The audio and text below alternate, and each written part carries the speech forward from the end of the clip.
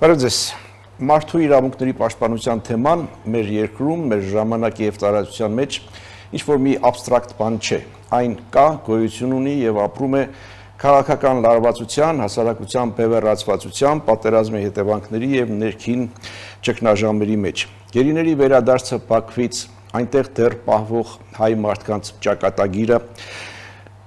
ազատազրկման վայրում գտնվող մարդկանց իրավունքների պաշտպանության հարցը, եկեղեցու շուրջ այս սրացումները, գրեթե ամենօրյա ռեժիմով տարածվող ատելության խոսքը, այս ամենը կարծես գալիս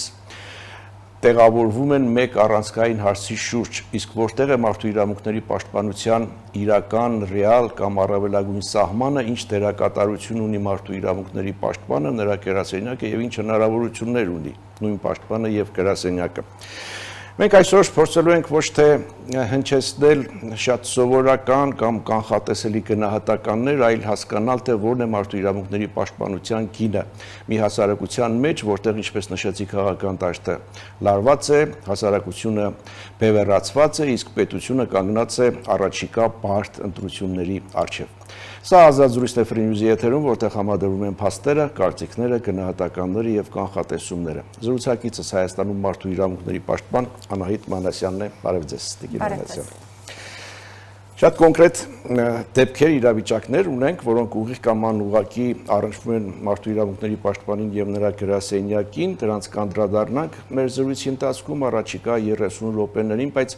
հաշվի առնելով, որ մենք եւ անցած տարեվերջին եւ այս տարվա առաջին օրերին առիթ չենք ունեցել հանդիպելու, մեկ ընդհանուր հարց, ընդհանուր գնահատական, ինչ իրավիճակ ունենք մարդու իրավունքների պաշտպանության ոլորտում անցած տարվա համար, անցած տարվա կտրվածքով։ Մարտահրավերային, ինչ որտեղ քաոտիկ, որովհետև ինչպես նշեցիք, շատ բևեռացված եւ ոչ այնքան հանդուրժող միջավայրում ենք այս պահին գտնվում, իսկ դա հիմք է տալիս եզրակացնելու, որ մարդու իրավունքների պաշտպանությունն էլ ընդհանուր առմամբ բազմաթիվ մարտահրավերային կողմեր ունի եւ նախորդ տարի մենք մի շարք ոլորտների հետ կապված տարատեսակ խնդիրներ ենք արձանագրել, իհարկե ինչպես ամեն տարի, բայց նախորդ տարվան հատկապես բնորոշ էին օրինակ քրեական վարույթների շրջանակներում իրավունքների երաշխիքների հետ կապված հարցերը, կրոնական ազատությունների հետ կապված հարցերը, իհարկե իրավահավասարություն, հակախտրականություն եւ մի շարք այլ ոլորտներ եւս եւ այս ուղղությամբ իհարկե պետությունը պետք է շատ լուրջ քայլեր ձեռնարկի։ Տեսնենք առաջիկա տարում պետությունը ինչ լուրջ քայլեր ձեռնարկի, հիմա իմ նշած այդ արդեն կոնկրետ դեպքերը բոլորին վերջերս Բաքվից վերադարձան մեր 4 հայ քաղաքացիները,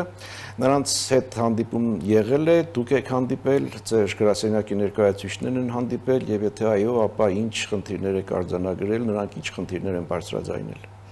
Բաքվում ազատությունից զրկված անձանց վերադարձից անմիջապես հետո, այո, թե ես, թե իմ գրասենյակի ներկայացուցիչները իմ հանձնարարությամբ հանդիպել են եւ մենք առանձնազրույցներ ենք ունեցել անձանց հետ։ Մեզ համար երկու հիմնական հանգամանք է կարևոր։ Մեկը նրանց իրավունքները երաշխավորել այս փուլում եւ ոչ միայն նրանց, այլ նաեւ նրանց ընտանիքների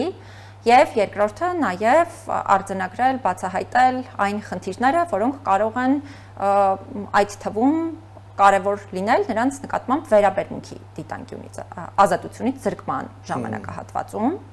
Նախ ուզում եմ նշել նրանց իրավունքների երաշխիքների հետ կապված, այս փուլում իրապես շատ կարևոր է, որպեսզի պետությունը եւ իհարկե բոլոր դերակատարները եւս շատ պատշաճ սոցիալ-հոգեբանական աշխատանքներ նրանց հետ առաջին հերթին իրականացնեն, նրանց ինտեգրման գործընթացը,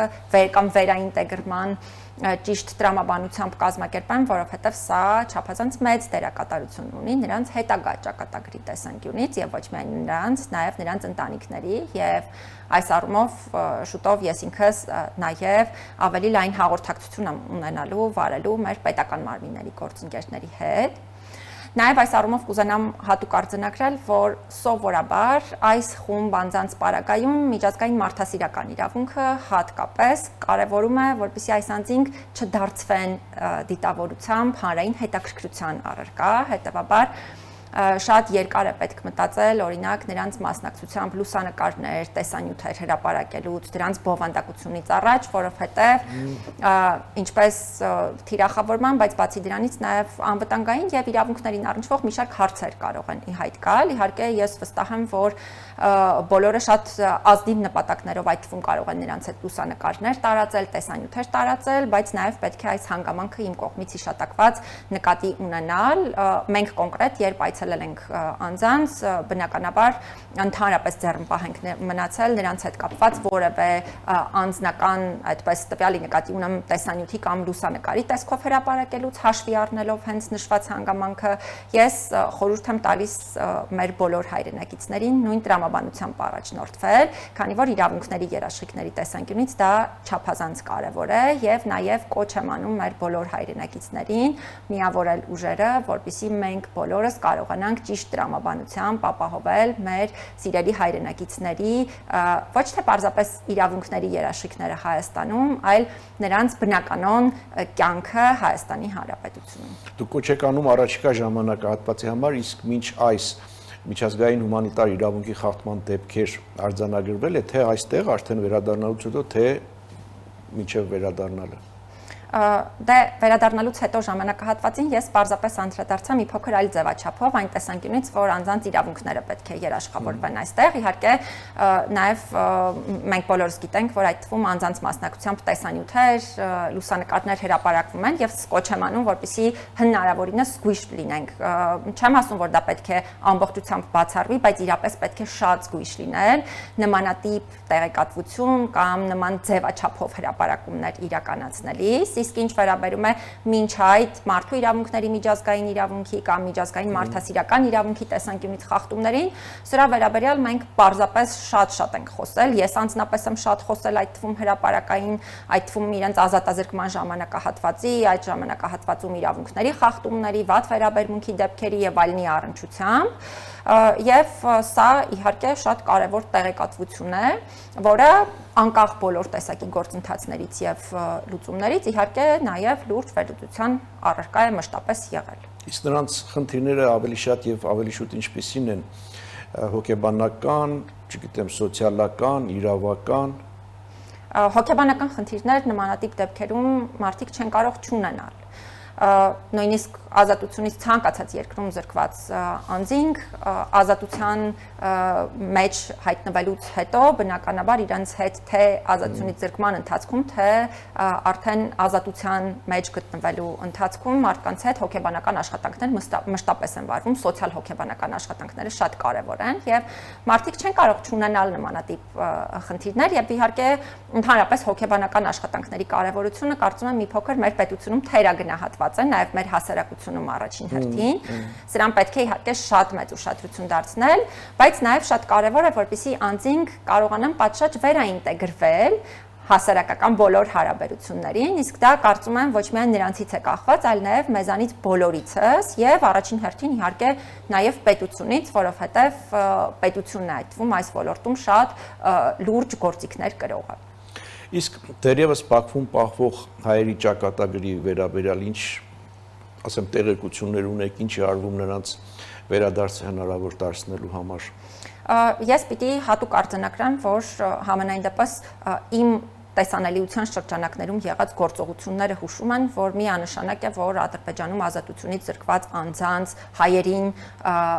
Հայաստան վերադարձնելու հետ կապված միանշանակ է, որ քայլեր ձեռնարկվել են եւ ձեռնարկվում են եւ սա շատ կարեւոր է այս հանգամանքը արձանագրելու տեսանկյունից։ Ես ինքս որպես մարդու իրավունքների պաշտպան իհարկե իմ մանդատի եւ իմ գործիքների շրջանակներում շատ ակտիվ եմ զբաղվել այդ թվում այս խնդիրներով։ Կարելի է ասել չի եղել եւ չկա գեթ 1 բարձրաստիճան հանդիպում, որտեղ ես ինքս այս հարցը չբարձրացնեմ եւ նաեւ գործընկերներից չպահանջեմ, չխնդրեմ խնդրի շուտապույտ լուծում եւ շատ ուրախ եմ, որ մենք գոնե միջանկյալ որոշակի լուծում հարցի առնչությամբ ունեցանք եւ ես հույս ունեմ ու շատ կարեւոր եմ համարում նաեւ միջազգային ու կամ մարդկության համար համընդհանուր արժեքների դիտանկյունից նաև Ադրբեջանում ազատությունից զրկված մյուս հայերի վերադարձը Հայաստան։ Իսկ ավելի կոնկրետ Հայաստանի մարդու իրավունքների պաշտպանը կապ ունի, շփումներ ունի Ադրբեջանի մարդու իրավունքների պաշտպանի հետ։ Չգիտեմ, ինչ-որ միջազգային հարթակներում հանդիպում կամ եթե ոչ այսպես դեմտիմաց հանդիպում, այլ հեռախոսային կամ հեռավար շփումներ էս հարցը արծարծել եւ մարդու իրավունքների տեսանկյունից եւ վերադարձի հնարավորության։ Ես այստեղ պիտի հատուկ շեշտադրեմ, որ ի տարբերություն նախկին ժամանակահատվածի, երբ այդպես հաղորդակցություն ըստ էության չի եղել, չնայած նաև իմ փորձերին, մենք այս փուլում ունենք հաղորդակցության հնարավորություն եւ սա ես չափազանց կարեւոր եմ համարում։ Հաղորդակցության հնարավորություն, այո, ունենք, սա չափազանց կարևոր եմ համարում։ Իհարկե չեմ ցանկանա ձևաչափային կամ բովանդակային հարցերի անդրադառնալ, որովհետև էթիկական դիտանկյունից միգուցե այդքան էլ ճիշտ չլինի, որովհետև նաև երրորդ սուբյեկտի վերաբերելի հարց է այստեղ քննարկվում, բայց պիտի արձանագրեմ, որ այո, հաղորդակցության հնարավորություն մենք ունենք։ Հայաստանի մարդու իրավունքների պաշտպան, Ադրբեջանի մարդու իրավունքների պաշտպան, այսինքն երկու պաշտպանների ֆորմատ, եթե ասեմ պայմանական, որքանով կարող է արդյունավետ լինել նման փակ, զգայուն, քաղաքականացված հարցի լուծումներ փնտրելու առումով։ Ես ընդհանրապես համարում եմ, որ մարդու իրավունքների պաշտպանությամբ զբաղվող ապա քաղաքական եւ անկախ հաստատությունները կարող են շատ կարեւոր դերակատարություն ունենալ այսպիսի զգայուն խնդիրները լուծելու առումով, որովհետեւ այս խնդիրներն առաջին հերթին մարդասիրական եւ մարդու իրավունքներին վերաբերելի խնդիրներ են։ Շատ կարեւոր կլիներ, որպեսզի այդ թվում նաեւ սկզբնական փուլերում այս խնդիրները հասցեավորելու հնարավորություններ առկա լինեին, բայց կուզենամ արձանագրել, որ ըստ էության մարդու իրավունքների պաշտպանությամբ զբաղվող հաստատությունների գործունեությունը կլինի դա երկկողմ կամ համատեղ գործունեություն կամ կլինի զուտ մի հաստատության գործունեություն, ինչպես եղել է մեր հաստատության պարագայում, միանշանակ է, որ արդյունք է ունենում եւ հետևանքներ է ունենում եւ իհարկե սա հնարավոր չէ թերագնահատել, իհարկե այստեղ պիտի նաեւ հատուկ շեշտադրեմ այն հանգամանքը, որ մեր հաստատությունները տարբերվում են միմյանցից նրանով, որ ի տարբերություն Հայաստանի մարդու իրավունքների պաշտպանի հաստատության, որը ՄԱԿ-ի կողմից գնահատված է որպես անկախության եւ վստահելիության ամենաբարձր կարգավիճակն ունեցող հաստատություն, Ադրբեջանի մարդու իրավունքների հանձնակատարի հաստատությունը ունի ավելի ցածր կարգավիճակ, բայց ամեն դեպքում համարում եմ, որ ցանկացած խողովակ շատ կարևոր է օգտագործելու դիտանկյունից, եթե խոսքը մարդու իրավունքների եւ մարդասիրական խնդիրներին է վերաբերում։ Շատ լավ, հիմա տեղափոխվենք ներքին օրակարգեր եւ ներքին օրակարգում ուզում եմ անդրադառնանք անազատության վայրում գտնվող մարդկանց իրավունքների պաշտպանության հարցին, հատկապես եւ առավելապես, եթե այդ անձը հացադուլ է հայտարարել, նման մենք դեպք ունենք, հա, Նարեկ Սամսոնյանը հացադուլ է հայտարարել, այս հարցով ինչ քայլեր է ձեռնարկել մարդու իրավունքների պաշտպանը եւ նրա գրասենյակը։ Ես մամուլից գիտեմ, որ բողոքի ակցիա տեղի ունեցավ ձեր գրասենյակի դիմաց, ձեզ ուղղված քննադատություն կար, որ դուք անգործություն եք ցուցաբերել։ Սրա հետ կապված ինչ արձագանք ունեք դուք։ Քանի որ հարցի մի պահ ընդհատենք, կվերադառնանք փոքր դադարից հետո։ Հիշեցնեմ, սա ազատ զրույցներ է Free News-ի եթերում, ես զրուցում եմ Հայաստանում մարդու իրավունքների պաշտպան Անահիտ Մանասյանի հետ։ Տիկին Մանասյան, մենք Բաքվից վերադարձած եւ դեռ Բաքվում պահվող հայերի մարդու իրավունքների պաշտպանության հարցերի մասին խոսեցինք, նաեւ վերադարձի հնարավորությունների եւ տեղափոխվեցինք ներքին օրակարգ։ Առաջին հարցս վերաբերում էր անազատության վայրում գտնվող մարդկանց իրավունքների պաշտպանությանը եւ ավելի կոնկրետ օրինակով Նարեկ Սամսոնյանի հացադուլ հայտարարած լինելու այս փաստին իրողությանը, այստեղ դուք ինչ անելիքներ ունեք, հաջորդիվ նաեւ բողոքի ակցիային անդրադարձեք, արձագանքեք ձեր գրասենյակի դիմաց, որտեղ ձեզ ուղղված մեղադրանքներ կային անկործություն ցուցաբերելու համար։ Նախ նշեմ, որ ազատությունից զրկված բոլոր անձանց իրավունքները ինձ համար իրապես չափազանց կարևոր են եւ նաեւ ազատությունից զրկված անձինք գիտեն, քանի որ իրենց հետ ես նաեւ անմիջական եմ բարբերաբար շփումներ ունենում, որ շատ մարդկային եմ, հա, վերաբերում իրենց բոլորի հետ կապված տարատեսակ հարցերին, իրավունքներին, ինձ համար ընդհանրապես կարևոր չէ թե անձը ինչ արարք է կատարել, ընդհանրապես կարևոր չէ այլ իրավիճակը, եթե խոսքը նրանց իրավունքների պաշտպանությանն է վերաբերում եւ մարդկային դիտանկյունից իրապես շատ եմ կարևորում, հա, այս ոլորտը։ բայց քանի որ նաև կոնկրետ դեպքի հետ կապված հարց ուղեցիք, ես փորձեմ հենց կոնկրետ դեպքի դիտանկյունից խնդրին անդրադառնալ, որովհետև խոսքը ոչ թե պարզապես ազատությունից զրկված անձի կամ անձանց, այլ նաև ազատությունից զրկված անձանց այն խմբի մասին է, ովքեր հացադուլ են հայտարարում, եւ սա լրիվ առանձնահատուկ վերաբերմունք է ենթադրում իրավիճակին։ Նախ քանի որ ձեր հարցի վերջին հատվածում խոսեցիք այն մասին, որ անկործության մեջ էին գրասենյակին մեղադրում, երևի թե առաջին հիմնական արձագանքն այն պետք է լինի, որ մի հաստատության անկործության մեջ մեղադրել հնարավոր է, եթե տեղեկացված է, թե հաստատությունը ինչ քայլեր է ձեռնարկել, մինչդեռ երբ նման մեղադրանքներ են հնչեցվում եւ նոր են պատրաստվում պարզել, թե հաստատությունը ինչ քայլեր է ձեռնարկել, կարծում եմ այստեղ մի փոքր բարդ է, հա, խոսել գործունեության կամ անկործության մասին, որովհետեւ տեղեկատվությունն էլ հասանելի չէ ըստ էության։ Ես գործի հետ կապված հատուկ նշեմ, որ մենք ըստ էության դիմում հարցի վերաբերյալ չենք ունեցել, բայց չնայած այդ հանգամանքին ես իմ սեփական նախաձեռնությամբ եմ սկսել այս հարցի ուսումնասիրությունը, որովհետև ընդհանրապես թե հարցն եմ կարևոր համարում, թե հացադուլի վարման ընթացակարգերը Հայաստանում իմ հատուկ ուշադրության ներքո են գտնվում։ Հատուկ շեշտադրեմ այն հանգամանքը, որ սա բացառիկ դեպք չէ Հայաստանի ազատությունից զրկման վայրերում, օրինակ 2025 թվականին ազատությունից զրկման վայրերում գրանցվել է շուրջ 200, մոտավորապես 200 անձի կողմից, եթե չեմ սխալվում, 300-ից ավելի հացադուլի դեպք։ Եվ այստեղ երևի թե ամենակարևոր հանգամանքը, որ պետք է արձանագրել, այն է, որ հացադուլը իհարկե անձի իրավունքն է եւ որևէ մեկը չի կարող բռնանալ անձի կամքի վրա, նույնիսկ պարտադիր սնուցումն է արգելված, եթե իհարկե հարկադիր սնուցման հատուկ այդ չափանիշները չեն բավարարվում եւ այս տեսանկյունից միանշանակ սա իրավունք է, բայց դա նշանակում է, որ պետությունը պետք է պատշաճ իրացնի իր պարտավորությունները, որովհետեւ պետությունը մի շարք պարտավորություններ ունի հացադուլի վարման ընթացքում եւ սա է այն հիմնական ոլորտը, որտեղ մենք ունենք գործիքակազմ, այսինքն ունենք մանդատ հետևելու, թե արդյոք պետությունը իրացնում է իր պարտավորությունները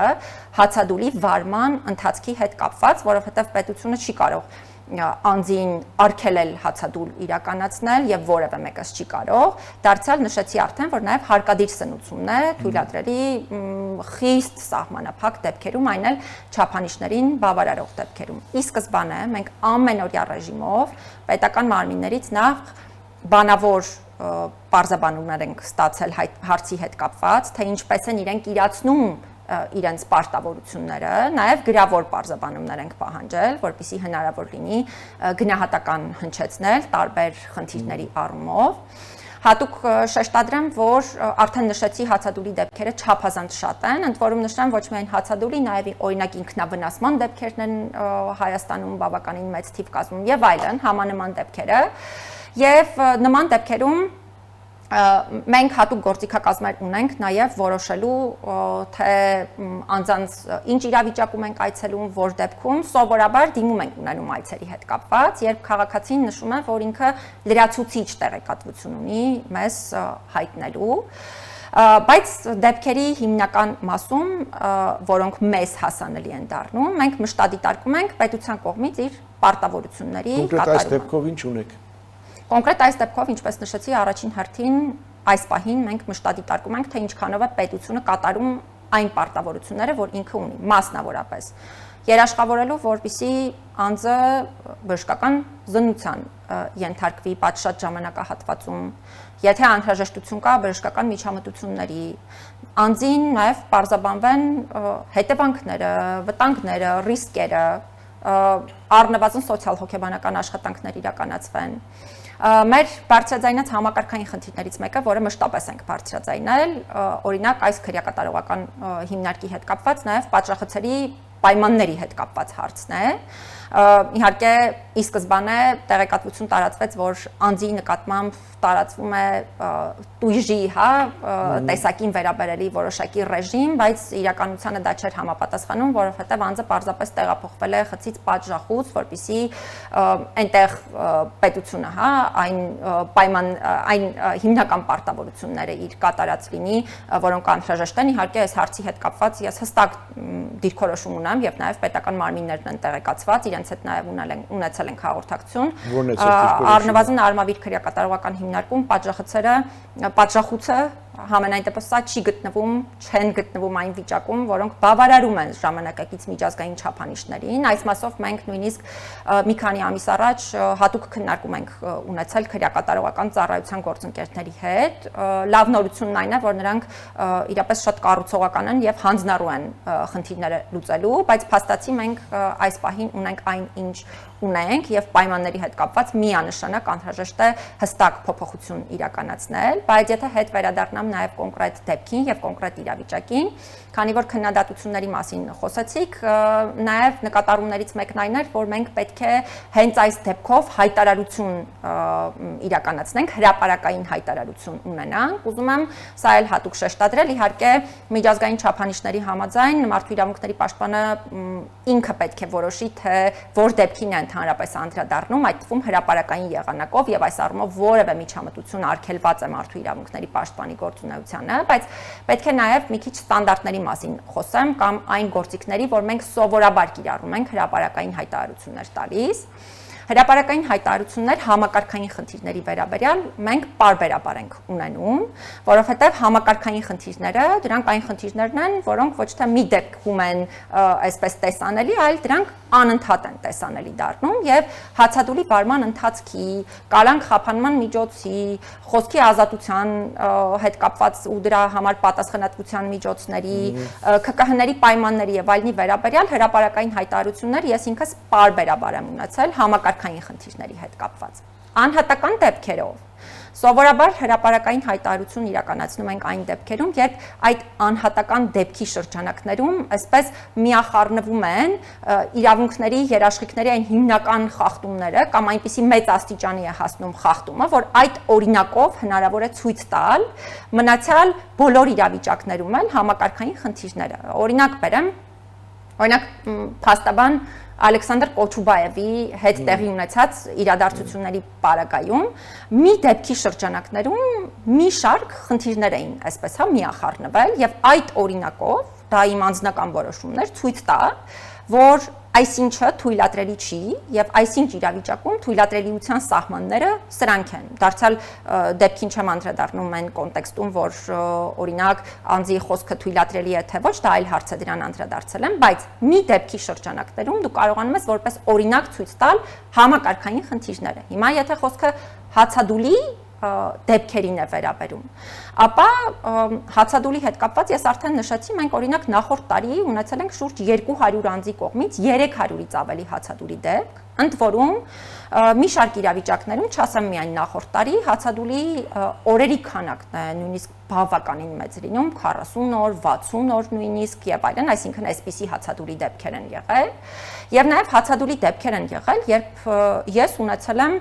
դիրքորոշում այն մասին, որ առնվազն պետության պարտավորությունների կատարման դիտանկյունից խնդիրներ են առկա եւ սա ես հաղորդակցել եմ պետական մարմիններին եւ պահանջել եմ այդ խնդիրների լուծում, ընդ որում դեպքերի մեծ մասում նաեւ անձանցից դիմումներ ենք ունեցել, որպեսզի կարողանանք համեմատականներ անցկացնել։ Հիմա հացադուլի վարման ընթացքին մշտապես եմ նաև հրապարակային անդրադարձել, բայց նրա համար, որպեսզի դեպքը օգտագործենք համակարգային խնդիրներ ցույց տալու համար, մենք պետք է այդ դեպքի շրջանակներում ունենանք արձանագրված խախտումների այդ շղթան, որպեսզի հենց այդ դեպքի միջոցով ցույց տանք իրավիճակը։ Մենք դեռևս այս փուլում չունենք համենայն դեպս գնահատական, նմանատիպ գնահատական, որպեսզի հենց դեպքի հիման վրա կարողանանք հրապարակային հայտարարություն իրականացնել։ Իհարկե դեպքի մանրամասներին ոչ միայն հետևում ենք, այլ նաև ամենօրյա ռեժիմով է սա ուշադրության կենտրոնում, նաև նշեմ մեկ անգամ եւս, որ սրա հետ կապված նաև հստակ դիմում չունենք ի տարբերություն շատ այլ իրավիճակների, որովհետեւ մենք ունենք մի շարք այլ դեպքեր, նույնիսկ կարող եմ հենց ընդդիմադիր գործիչների դիտանկյունից հարցը ներկայացնել, որպեսզի տպավորություն չլինի, որ օրինակ միգուցե մյուս դեպքերում ավելի իշխանական գործիչներ են եղել, դրա համար այս տրամաբանությամբ եք, ելույթ ունենում, նույն ընդդիմադիր գործիչների պարագայում օրինակ դեպքեր ունենք Սամվել Կարապետյանի դեպքը կլինի կամ մի շարք այլ դեպքեր, երբ օրինակ փաստաբանները հստակ տեղեկատվություն են ներկայացնում, թե իրենց կարծիքով ինչ սկզբունք է խախտվել, սա անում են շատ էթիկապես կոռեկտ բարևարք միջավայրում, եւ պետական մարմինն էլ իր տեղեկատվությունն է ներկայացնում, թե ինչու ինքը համաձայն չէ, ներկայացրած տեղեկատվության հետ։ Հիմա այստեղ բնականաբար գաղափարն այն չէ, որ մենք մեկի կամ մյուսի ներկայացրածը որպես կատարյալ ճշմարտություն ենք ընդունում, միանշանակ դա այդպես չէ, բայց առնվազն ունենք տեղեկատվություն, այդ թվում նաև դրան միգուցե հակադիր տեղեկատվություն եւ ունենք հնարավորություն համեմատություններ իրականացնելու։ Այս պարագայում է Այս պարագայում մի փոքր այլ է իրավիճակը, բայց ամեն դեպքում ուզում եմ հատուկ շեշտադրել, որ սեփական նախաձեռնությամբ ես այս գործի քննարկումը եւ ուսումնասիրությունը անընդհատ ռեժիմով իրականացնում եմ ու նաև շատ կարեւորում եմ, որպեսզի հացադուլ իրականացնող մեր բոլոր ազատությունից զրկված անձինք իրականում ի վերջո նաև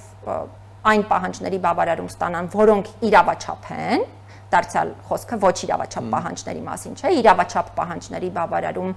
կարևոր է, որպեսզի ստանան եւ նաեւ շատ կարևորում եմ, որպեսզի որևէ կերպ դա որևէ վնաս չտա նրանց առողջությանը ու մի բանի մասին էլ ես ինքս մոռացա շեշտադրել եւ խոսել ըստ էության հացադուլի պարագայում ազատությունից զրկված անձանց պահանջների բավարարման հետ կապված, մարդու իրավունքների պաշտպանը եւ պաշտպանի հաստատությունը ունեն ընդհանրապես որևէ գործիքակազմ թե չունեն, ուզում եմ հատուկ շեշտադրել, որ բնականաբար մեր հաստատությունը այդ պահանջների բավարարման մանդատ չունի, մի իրավիճակ կա ընդհանրապես, երբ մենք կարող ենք միջամտել պահանջների բավարարմանը, երբ ըստ էության անձը իր իրավունքների հետ կապված իրավաչափ պահանջ է բարձրաձայնում։ Օրինակ, չգիտեմ, մենք դեպքեր ենք ունեցել, երբ անձը խցային պայմանների, խցակիցների հետ կապված հարց է բարձրացրել, օրինակ բողոքել է իր նկատմամբ բռնությունից եւ այլն, բնականաբար սա մեզ վերաբերելի հարց է, անմիջապես միջամտել ենք եւ նաեւ ոչ թե աջակցել ենք նրան, որ անձը այլևս հացադուլ չի իրականացնի, այլ աջակցել ենք նրան, որպեսզի անձի իրավունքների հետ կապված խնդիրը պատշաճ լուծում ստանա։ Այս դեպքում հիմնական պահանջները վերաբերում են կալանք խափանման միջոցին եւ գործիքնության ասպեկտներին, ուզում եմ նշել մեկ անգամ եւս թե պետք անընդհատ եմ նշում, որ կալանք խափանման միջոցի առումով, քանի որ դա դատարանի կողմից կիրառվող խափանման միջոց է, մենք իրավասություն չունենք որևէ կերպ միջամտելու, հակառակը նույնիսկ արգելք ունենք միջամտելու գործունեությանը, ինչ վերաբերում է գործիքնության հանգամանքներին, անկախ նրանից թե ես ինչ կարծիք ունեմ, որովհետև թե կալանքի, թե խոսքի ազատության սահմանների խախտման համար քրեական պատասխանատվության առումով իմ մտահոգությունները մշտապես եմ ներկայացնում, բայց անկախ այս ամենից, եթե գործը գտնվում է դատաքննության փուլում, դարձյալ արգելք է հստակ սահմանված մեր հաստատության համար միջամտելու, իսկ այս դեպքում մենք հստակ գործ ունենք դատաքննության փուլում գտնվող գործի հետ։ Իսկ խցի պայմանների մասով ոչ միայն այս դեպքում, այլև այլ դեպքերում զորօրինակ Գյումրի քաղաքապետի խցի պայմանների հետ կապված դժգոհություն, բողոք եւ ինչ-որ միջամտություն, այսպիսի իրավիճակներ ունենք, թե չունենք։ Ես այսպես ասեմ, եթե չեմ սխալվում, նույնիսկ հրապարակային է եղել, դրա համար ինձ թույլ կտամ ասել, որ բողոք ունենք, որովհետև եթե հրապարակային չլիներ, իրավունք չէի ունենա ընդհանրապես դրա մասին խոսել, բայց պիտի նաև նշեմ, որ անկախ այդ բողոքից ես ինքս եմ Երևան կենտրոն քրեակատարողական հիմնարկի խցային պայմանների հետ կապված մի շարք հարցեր նաև հրապարակային բարձրաձայնել, այդ թվում եթե ուսումնասիրեն խոշտանգումների կանխարգելման բնագավառի մեր տարեկան զեկույցը, պարբերաբար այնտեղ էլ է անդրադարձ կատարվել, նաև պետական մարմինների հետ հաղորդակցության շրջանակներում խցային պայմանների հետ կապված ես ինքս պարբերաբար եմ բարձրաձայնում հարցերը, որովհետև այո, նշված քրեակատարողական հիմնարկում խցային պայմանների հետ կապված կան տարատեսակ խնդիրներ եւ միանշանակ դրանք ես չեմ ուզենա ասել, որ այսպես անհատական են, որովհետեւ միանշանակ դրանք համակարգային խնդիրներ են, բայց այդ խնդիրները պետությունը պետք է կարողանա շուտապույտ լուծել։ Իսկ անձի հանրային դեմք լինելը ինչ որ կերպ, ինչ որ չափով փոխում է մարդու իրավունքների պաշտպանության չափանիշները։ Ընդհանրապես մարդու իրավունքների պաշտպանության երաշխիքներ պետք է ունենան բոլորը հավասար մակարդակով եւ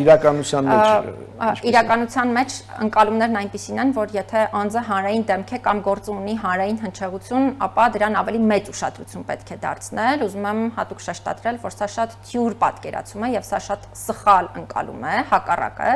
ցանկացած անձ պետք է զգա, որ ինքը հավասար պաշտպանություն է ստանում եւ դրան է ուղղված նաեւ իմ այն քաղաքականությունը, որ ես անձնապես եմ ազատությունից զրկման վայրեր այցելում իմ գործընկերների հետ եւ ազատությունից զրկման վայրեր այցելելիս սովորաբար ինքս փորձում եմ առանձնազրույցներ ունենալ հենց սովորական քաղաքացիների հետ, այսինքն մարդկանց հետ ում սովորաբար հանրային ուշադրություն չեն դարձնի, որպեսզի նրանք տեսնեն ու պատկերացնեն, որ իրենք ստանում են հավասար պաշտպանություն եւ հավասար երաշխիքներ եւ դարձյալ